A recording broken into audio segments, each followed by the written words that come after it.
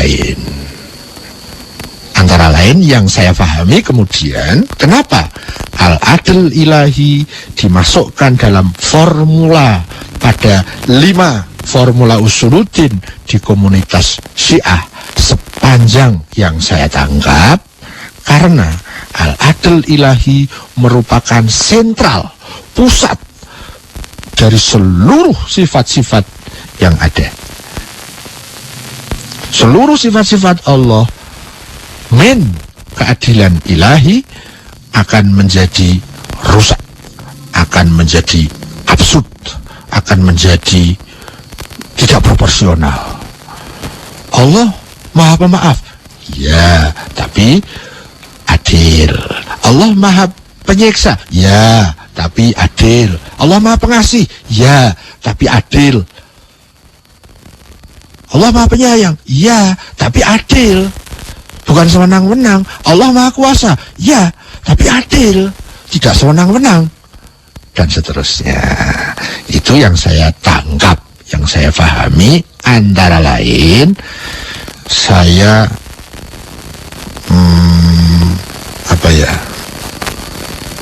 yaitu hanya salah satu yang saya tangkap alasan kenapa al-adl ilahi masuk pada salah satu formula, merupakan formula kedua usuluddin di komunitas Syiah setelah formula tauhid.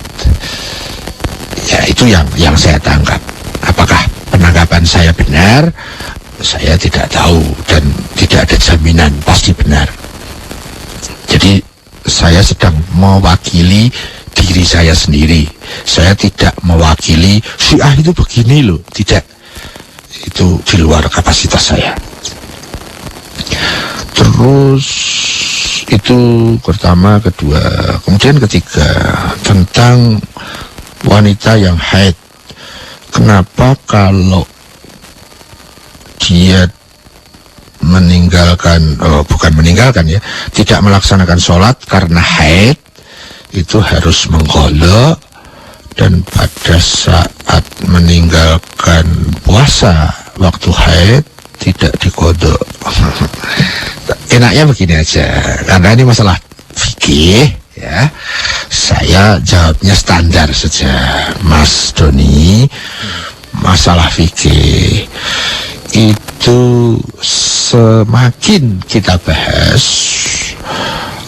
akan semakin memperumit diri kita pada saat substansinya tidak kita bahas. Yang saya maksudkan, substansi di dalam masalah fikih itu adalah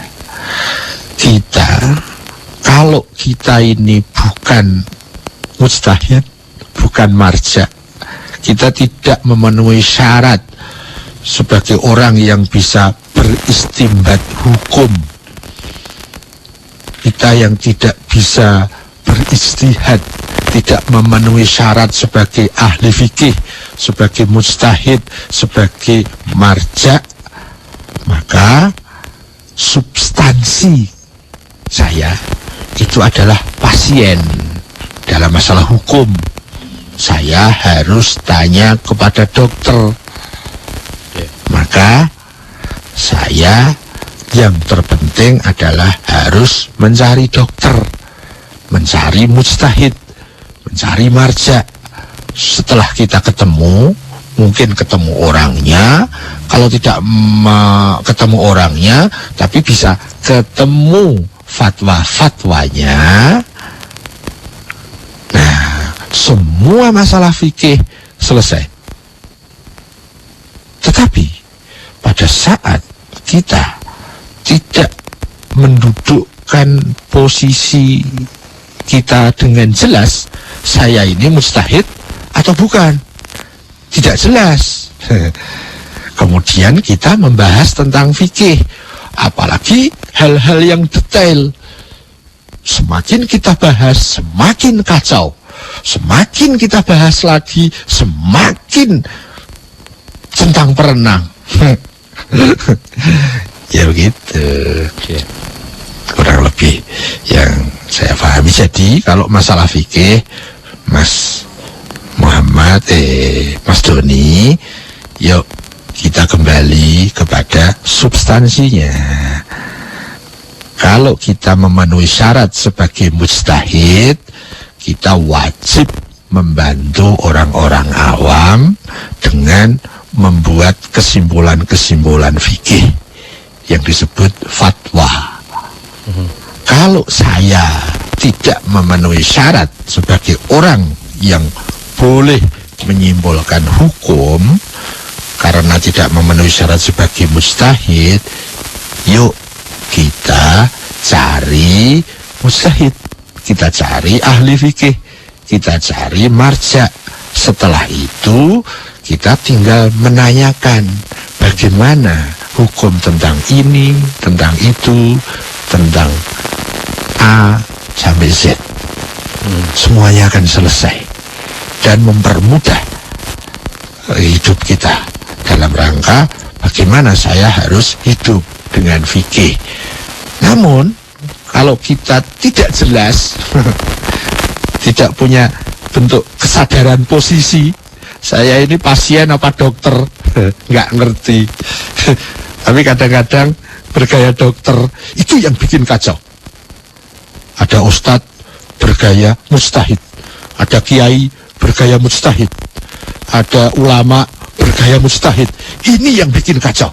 Masyarakat menjadi centang perenang, fikih menjadi tidak karu-karuan. Itu masalahnya. Ya, agar fikih kita tertib, yuk masuknya kita usahakan tertib. Kalau kita mau masuk ke masalah pemahaman ayat, kita fungsikan ahli tafsir. Kalau kita mau masuk kepada pemahaman hadis, kita fungsikan ahli hadis. Kalau kita mau masuk kepada masalah fikih, kita fungsikan ahli fikih. Simple, praktis, efisien, benar, tertib. Jangan overlapping. Bukan dokter bergaya dokter, bukan mujtahid bergaya mujtahid. Ngeri. Bukan hanya dirinya yang ngeri, tapi masyarakat lain kena imbas kebingungannya seperti sekarang ini. Itu saja kayaknya.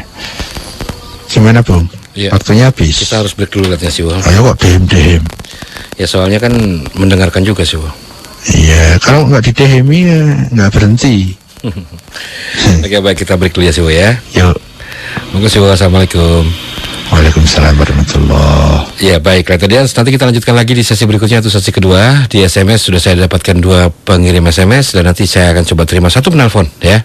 Oke, baik, sebelum kita lanjut, kita dengar dulu yang berikut ini. 24 hours a day, we give you the best slow hits music anytime, anywhere. Stay close to your family. Stay close to your family. Streaming on www.litfmjakarta.com. Provided by Central Online. Phone number 021-2355-0235. Fax 021-3917-700. Or click www.centralonline.net. Central Online, the most reliable internet. 2012 Live FM. Are you ready? From the center of Jakarta.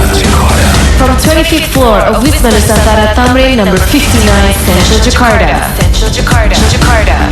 Broadcasting live 24 hours a day, 7 days a week. Welcome to 105.8 Light FM, the best slow hit station. For more info, please call 398-35900. flex number 398-35901. Pure Message Service. 081-880-1058. And follow our Twitter at Light FM 1058. Or click www.lightfmjakarta.com. We give you the finest music. anytime, anywhere. Take a bow. Yeah, exactly. 105.8. You're entering the slow zone.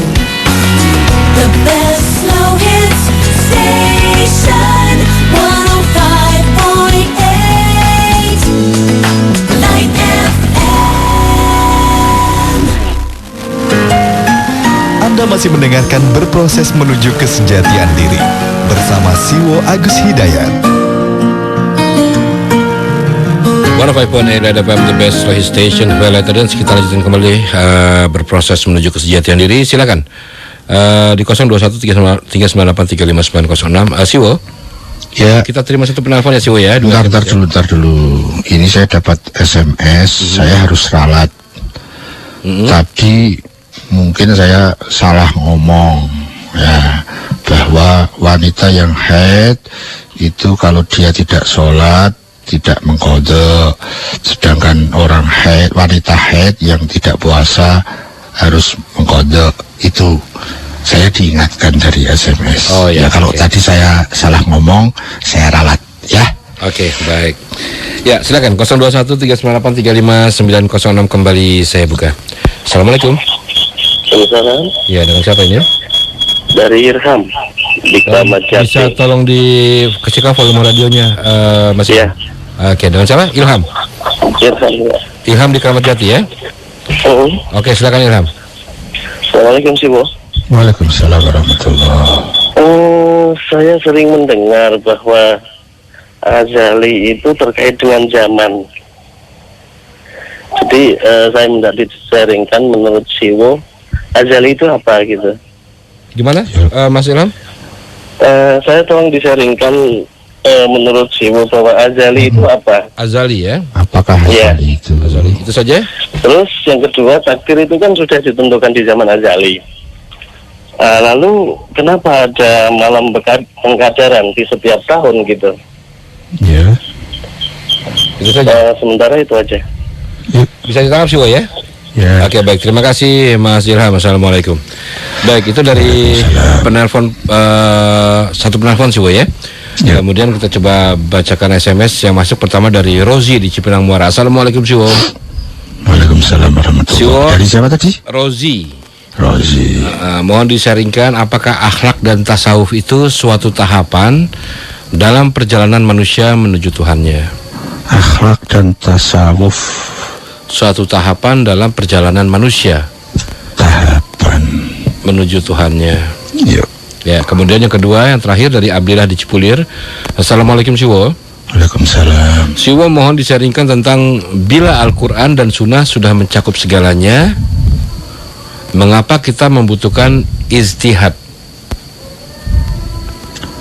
Ya, sudah mencakup segalanya. Mengapa kita membutuhkan ijtihad? Kenapa harus ada ijtihad? Bukankah itu perbuatan yang meremehkan Al-Quran dan Sunnah? Oh, meremehkan. Yuk. Ya, itu saya kira cukup, Siwo. Tambah lagi? Cukup ya? Cukup.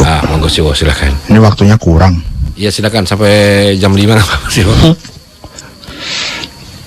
Oke, kita lanjut dari Mas Irham di Kramat Jati.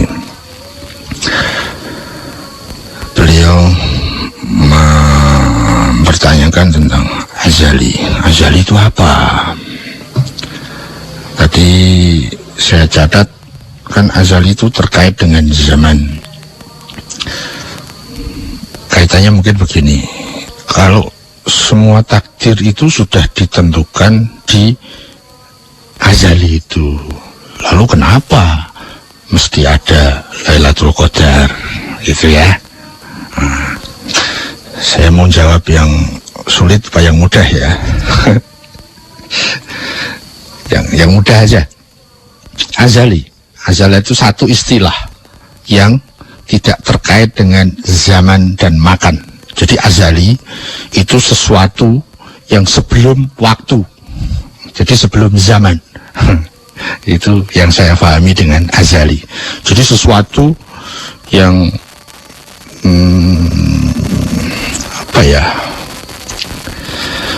sebelum diciptakan waktu dia sudah ada. Nah, itu yang saya pahami tentang azali. Jadi tidak terkait dengan zaman dan tidak terkait dengan makan. Makan itu tempat. Dalam pelajaran nahwu shorof itu zaman makan itu sangat penting. Ada zaman, ada makan. Ada kalimat-kalimat yang masuk kepada zaman makan, ada kalimat-kalimat yang tidak boleh dimasukkan ke dalam konsep zaman makan. Zaman makan itu istilah di dalam ilmu itu ya, ilmu nahwu sharaf itu. Dan azali adalah termasuk salah satu kalimat, kalau bahasa kita salah satu kata yang di luar konsep, di luar wilayah, di luar di luar kotak dari ruang dan waktu. Kira-kira itu yang saya pahami tentang azali. Nah, kalau seluruh qadar itu sudah ditetapkan di azali, kenapa perlu ada LQ, Lailatul Qadar? Ya, saya menjawabnya kalau dengan mudah begini, termasuk mekanisme Lailatul Qadar itu sudah dikadarkan di alam azali, gitu. Ya, jadi yang di azali itu merupakan keseluruhan komprehensifnya utuh. Nah, sementara Lailatul Qadar itu bentuk mekanisme tahapan-tahapannya, tidak kontradiktif dan tidak bertentangan. Itu yang saya tahu. Gitu ya Mas. Yang mudah aja ya. Kalau mau yang sulit, ini sulit banget ini. Lanjut dari Mas Rozi. Apakah akhlak dan tasawuf itu merupakan tahapan perjalanan menuju Tuhan? Dan saya harus agak kembali ke definisi lagi ini. Ini sangat tergantung ya kepada definisi. Apakah definisi akhlak? Apakah definisi tasawuf? Kemudian definisi menuju Tuhan. Nah, kayaknya tiga hal itu harus hati-hati kita. Karena begini, sebelum saya menjawab ya, definisi akhlak ini kayaknya sudah kabur deh di masyarakat. Bukan hanya masyarakat awam, bahkan di masyarakat kelas teras tertentu ini penggunaan kata akhlak ini sudah, setahu saya ya, itu sudah tidak proporsional. Juga penggunaan kata tasawuf. Apa sih tasawuf itu? Sampai ada loh kasus orang yang melaksanakan tasawuf sampai harus meninggalkan anak istrinya. Nah, misalnya begitu. Anak istrinya dititipkan kepada Allah dan dia berjihad di jalan tasawuf. Lalu apa definisi tasawuf? Itu misalnya. Maka sebelum saya menjawab apakah itu merupakan tahapan menuju Tuhan, manakala definisi akhlak dan definisi tasawuf itu proporsional, apakah itu merupakan tahapan menuju Tuhan? Saya menjawabnya ya. Juga dengan mendudukkan definisi menuju Tuhan itu juga proporsional. Ya, tapi kata atau kalimat menuju Tuhan itu kita juga harus hati-hati mencermatinya. Apa maksudnya menuju Tuhan? Ada istilah lain, kembali kepada Tuhan misalnya, menuju Tuhan misalnya. Ya, karena banyak hal kalau kita tidak cermat, bahkan yang sepertinya ibadah, apakah itu selalu menuju Tuhan? Nah, hati-hati. Kita sering dengar tuh, apalagi ini di tausiah selama bulan Ramadan ini gencar kayaknya. Yuk, kita beramal baik agar supaya ininya tidak ke Tuhan. Jadi seperti menuju Tuhan, ternyata tidak. kita beribadah agar, nah agarnya itu kemana? Ke Tuhan apa ke orientasi hasil? Ya, orientasi target. Ayo, orientasi profit. Ayo, ya dah. Kita sedekah agar, nah agar itu lah yang dituju. Nah, kalau nanti definisi akhlak sudah tidak proporsional, kemudian orang berakhlak hanya dimaknai dengan bersopan santun, beretika, sehingga ada terbagi menjadi akhlak kepada Tuhan, akhlak kepada manusia, akhlak kepada alam semesta. Nanti ada dibagi lagi, ada akhlak baik, akhlak buruk. Aduh, lalu apa definisi akhlak? Misalnya itu kadang-kadang seperti berakhlak menuju Tuhan. Kalau kita cermati, padahal bisa sangat jauh. Itu bukan akhlak dan tidak sedang menuju Tuhan. Seperti akhlak dan seperti menuju Tuhan. Padahal yang dituju bukan Tuhan. Padahal itu bukan akhlak. Ayo biye kalau gitu. Makanya kayaknya definisi tentang akhlak perlu kita cermati. Definisi tentang tasawuf perlu kita cermati. Definisi tentang menuju Tuhan perlu kita cermati. Ya. Kalau akhlak yang definitif, proporsional, pasti itu tahapan menuju Tuhan. Dengan definisi menuju Tuhan juga yang proporsional. Tasawuf yang definitif, proporsional, iya, itu merupakan tahapan menuju Tuhan. Dengan definisi menuju Tuhan juga yang definitif, proporsional. Kalau definisinya kacau, akhlak maupun tasawuf bisa jadi sedang dipakai untuk menuju orientasi profit, menuju orientasi hasil, menuju orientasi target, menuju karir, menuju macam-macam. Jadi tidak menuju Tuhan. Hati-hati ya, kita diajari yuk sedekah agar bisnis lancar. Hati-hati, berarti kita tidak sedang menuju Tuhan. Ya, gitu kira-kira. Terakhir dari Mas Abdillah. Waktunya berapa, Bung? Masih ada sekitar 7 menit, cuy. 7 menit. Ini cukup asik ini pertanyaannya. Bukankah Al-Quran dan Sunnah itu sudah mencakup segala hal? Kenapa mesti ada ijtihad? Bukankah itu namanya meremehkan Al-Quran dan Sunnah? Ya,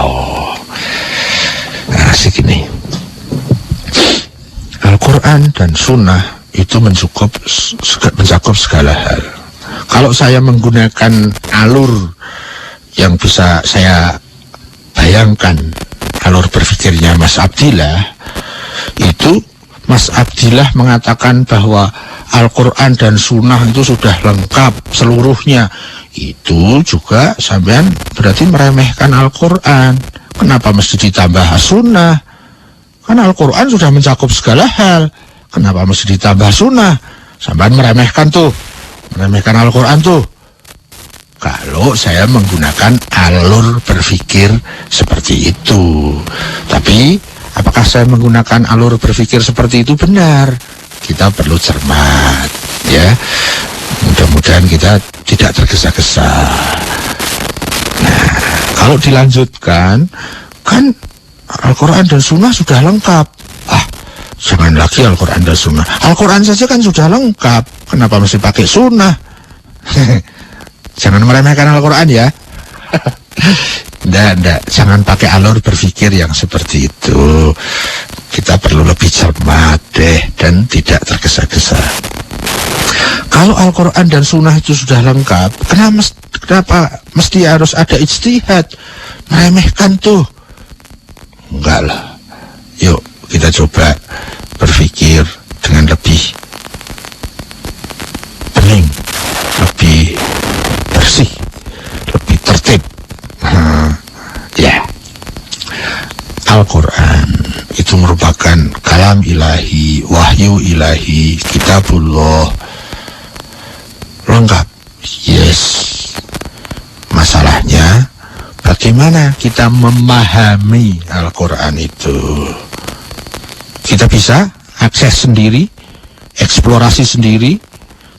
Di situ tidak dibutuhkan ahlinya. Ya, disitulah kemudian perlu adanya guru, perlu adanya ahli Al-Quran. Al-Quran saja, ya siapa yang bisa memahami kalau tidak diajari oleh gurunya? Karena Al-Quran itu dengan segala kelengkapannya menyangkut hal-hal yang mudah dan menyangkut hal-hal yang sulit.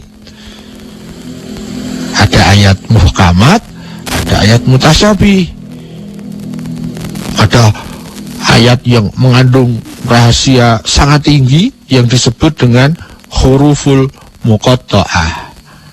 Yasin, alif lam ra, alif lam mim, kaf ha ya ain sin qaf. Apa itu? Itu bagian dari Al-Quran. Itu adalah salah satu ayat. Tapi bagaimana kita bisa memahami itu? Dibutuhkan guru Quran, ahli Al-Quran.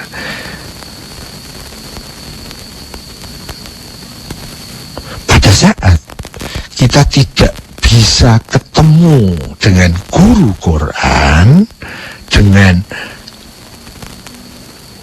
ahli Al-Quran, bisa alat bantunya adalah sunnah. Sunnah adalah apa-apa yang ada pada ahli Quran itu. Kepribadian, perkataan, sikap, ilmu, pikiran, batin dari orang ahli Quran itu disebut sunnah. Nah, untuk mengetahui sunnah bagaimana? Dibutuhkan alat lagi, namanya hadis. Hadis itu riwayat-riwayat yang menceritakan tentang sunnah sang ahli Quran. Loh, berarti untuk bisa memahami Al-Quran dan sunnah, kalau kita tidak bisa ketemu ahli Quran, berarti butuh alat bantu hadis. Ya, apa berarti Al-Quran dan sunnah belum lengkap? Kenapa butuh hadis? Meremehkan tuh. Ya enggak lah, masa gitu. Ya, kita terus turun lagi. Terkait dengan masalah-masalah hukum, di dalam masalah hukum paling tidak itu ada pembagian, ada hukum yang sifatnya am, ada hukum yang sifatnya khas. Ya, ada hukum-hukum yang dia disebut sebagai dasar hukum, ada hukum-hukum yang disebut sebagai hukum terapan. Kaidah-kaidah hukumnya, dasar-dasar hukumnya ada di dalam Al-Quran dan Sunnah. Namun bentuk terapan hukumnya belum ada. Hukum dasarnya sudah ada, hukum amnya sudah ada, tapi bentuk bentuk hukum terapan, hukum praktis belum. Contoh tentang inseminasi buatan, misalnya tentang bank sperma, misalnya tentang bayi tabung, misalnya. Itu salah satu atau beberapa yang terkait dengan hukum-hukum yang perlu hukum terapan praktis. Secara spesifik belum termuat di dalam Al-Quran dan Sunnah, tapi hukum dasarnya sudah. Ya, di dalam Al-Quran dan Sunnah belum menyebutkan secara praktis apa hukumnya orang memanfaatkan bayi tabung. Bagaimana hukum inseminasi buatan? Bagaimana hukum bayi tabung yang menggunakan bank sperma? Padahal bank sperma itu bisa dari orang-orang yang tidak ada hubungan nikah dengan ovum yang mau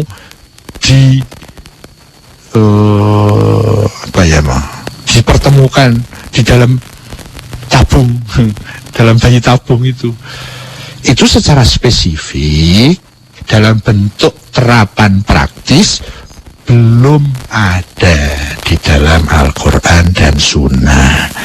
Namun kaidah dasarnya, hukum umum, hukum dasarnya sudah ada.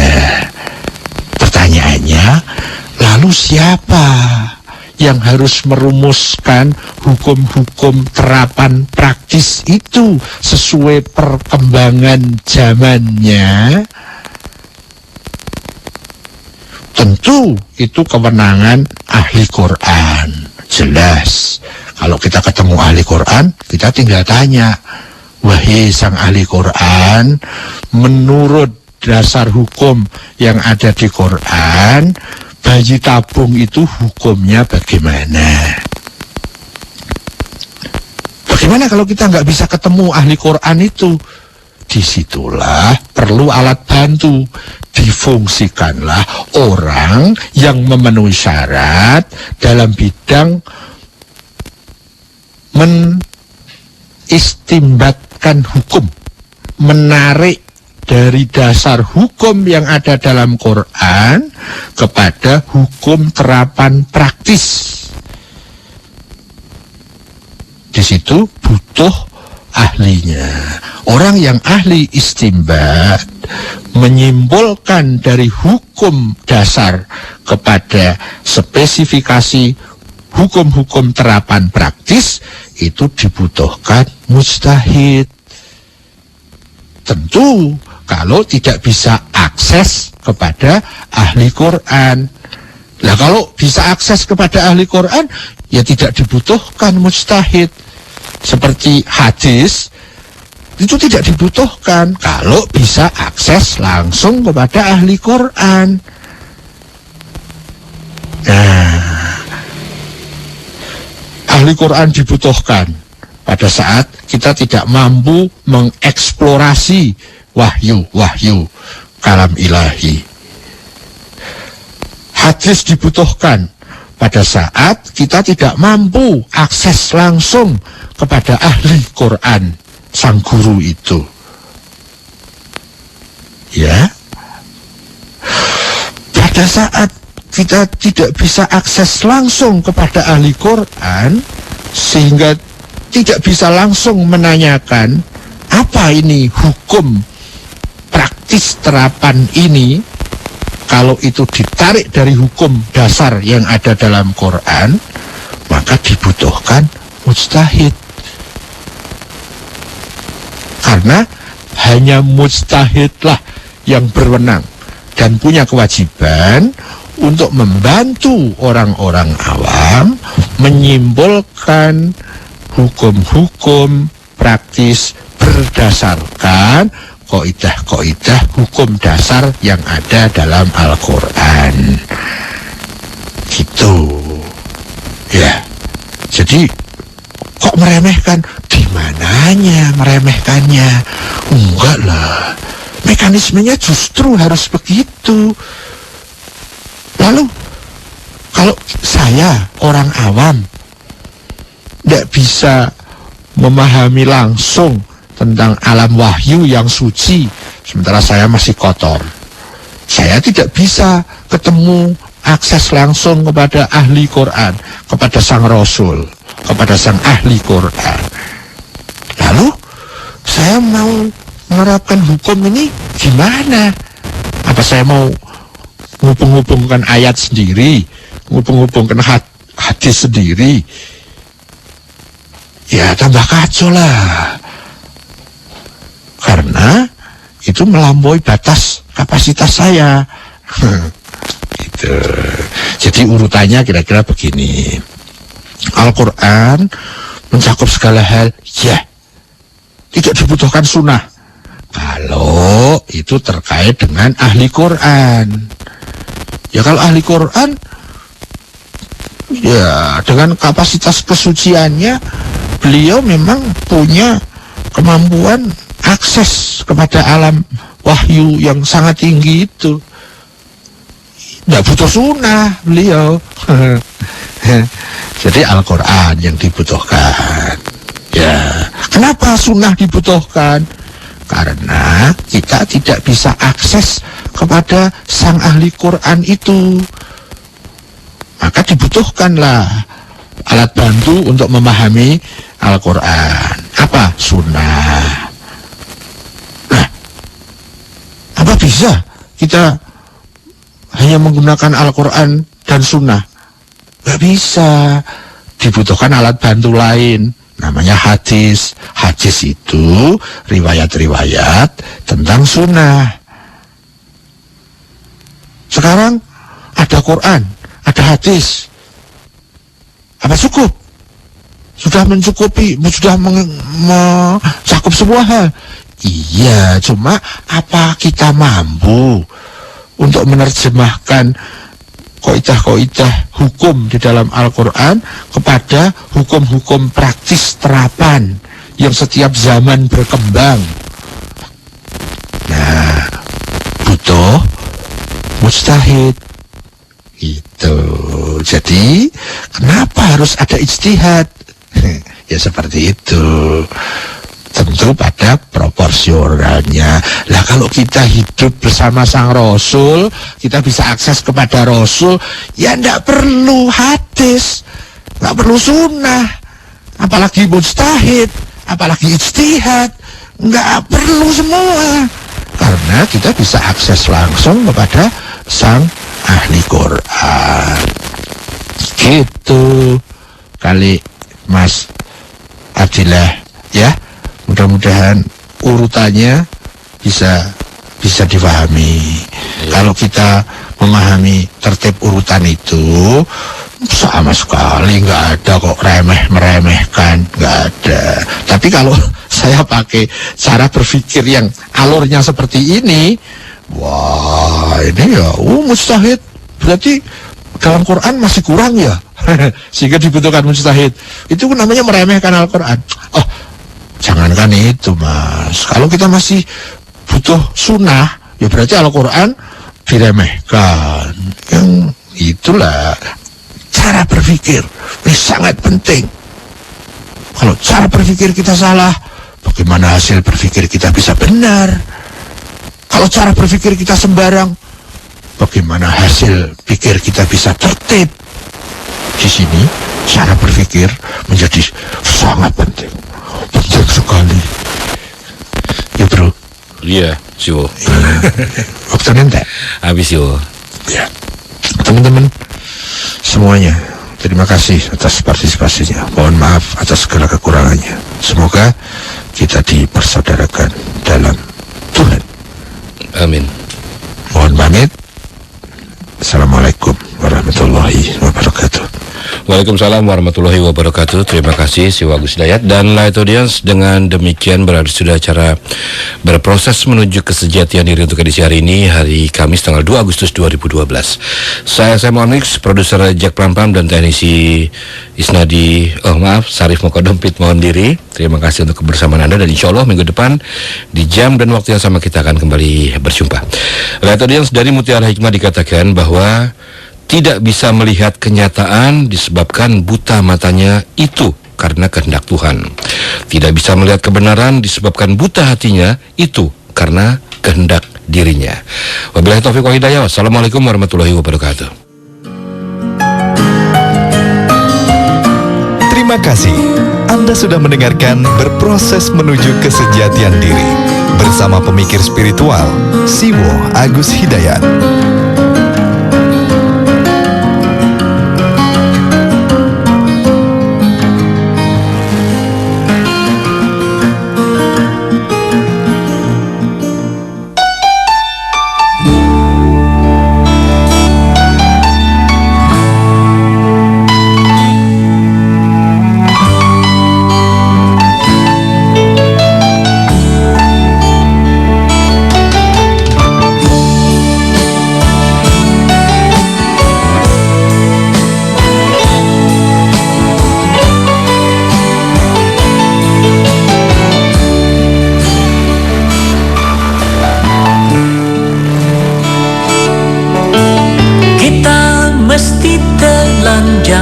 Dan benar-benar bersih, suci lahir dan di dalam batin.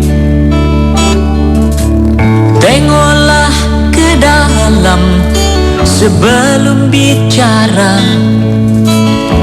singkirkan debu yang masih melekat. Oh, singkirkan debu yang masih melekat.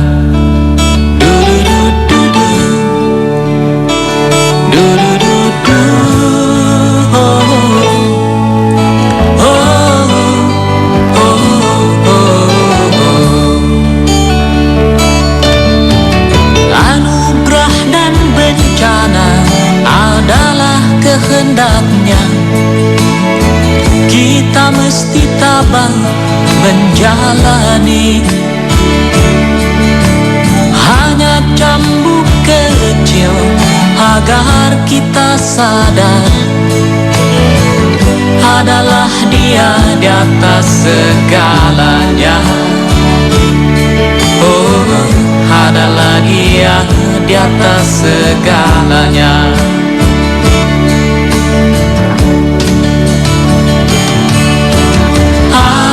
Menjerit-jerit, asap panas membakar.